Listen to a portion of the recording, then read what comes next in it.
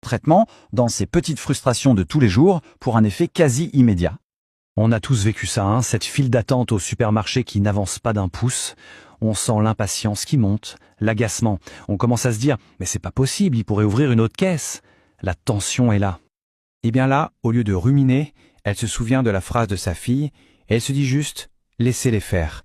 Et le résultat est immédiat. C'est comme si toute la pression retombait d'un coup. La paix, instantanément. Et voilà l'idée fondamentale. On peut créer une sorte de bouclier entre les événements extérieurs et notre état d'esprit. On n'est pas obligé d'absorber toute la frustration et la négativité qui nous entoure. Ok, on a vu pour les petites frustrations, maintenant montons d'un cran. Voyons comment cette théorie peut carrément transformer nos relations avec les autres, qui sont souvent bien plus complexes.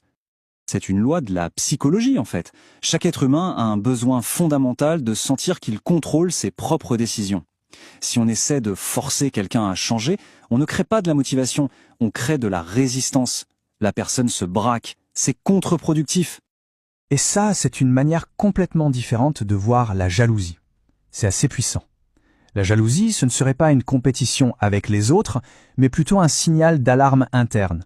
Elle nous montre ce qu'on désire au fond de nous, mais qu'on n'ose pas encore aller chercher. Du coup, le succès de quelqu'un d'autre n'est plus une menace. Au contraire, c'est une preuve que c'est possible. Leur réussite ne nous enlève rien du tout. Elle nous montre juste un chemin potentiel. Les seules barrières, la plupart du temps, c'est nous-mêmes qui nous les mettons. On arrive donc à la conclusion logique de tout ça. Le bénéfice ultime de cette approche, comment on reprend les rênes de sa propre vie. Alors quand on fait le bilan, qu'est-ce qu'on y gagne? Eh bien, on récupère un temps et une énergie incroyables qu'on perdait à se battre contre des moulins à vent. On trouve plus de sérénité au quotidien. On laisse aussi aux autres l'espace de grandir par eux-mêmes. Et surtout, on peut enfin rediriger toute cette énergie vers nos propres buts, notre propre bonheur, pour construire une vie qui nous ressemble vraiment. Et on va finir avec cette dernière idée qui change totalement la perspective. La vie, ce n'est pas forcément un jeu où il y a des gagnants et des perdants. On peut voir ça comme un jeu collaboratif, où la réussite des uns inspire et ouvre la voie à la réussite des autres. Et voilà la question avec laquelle j'aimerais conclure. En appliquant ce simple principe du « laissez-les faire », quel espace est-ce qu'on pourrait libérer dans sa vie? Quel temps, quelle énergie pourrait-on enfin consacrer à créer ce qui nous tient vraiment à cœur? C'est une question